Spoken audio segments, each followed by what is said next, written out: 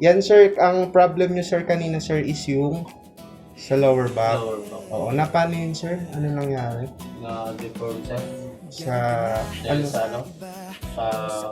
Nag-squat lang ako na ito eh. Oo, Tapos biglang bumigay yung ano ko, lower back. lower back. Sakit. Oo, Tapos di na ako makabangon. makabangon. Oo. So, dapa nga ako kanina pagising ko. Okay. Bago ako tumayo. Tumayo. Tapos kanina, pansin ko, hirap ka rin maglakad Oo. eh. Ngayon sir, testing natin sir. Tayo kayo sir.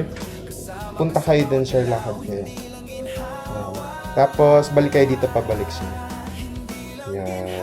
Ayan, medyo straight na kayo sir. Opo kayo sir. Anong masasabi niyo sir? Kamusta ang treatment sir? Solid sir, wala akong masabi sir. Ito talaga yung hinahanap ko sir. 1 to 10 kanina, gano'n siya kasakit kanina? Sabi ko naman sa'yo kanina sir, 100%. 100%. Oo. Ngayon, may konti pa. Pero pang OT sir. Oo. Pero hindi talaga katulad kanina. Kanina. Oo. Hindi nga ako Oo. makaupo na matagal na ganito sir. Oo, kasi Tapos nga naiipit. sumasakit na siya. Oo, yun. Naiipit yung disc nyo, sir. Ngayon, ang ginawa natin, niluwagan natin yung muscle nyo. Tapos, binalik natin sa pwesto ulit yung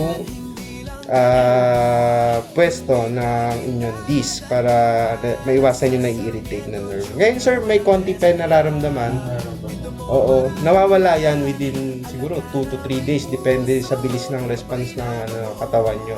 Yung iba mabilis lang, gumagaling na kagad. Sir, thank you, sir. Thank you.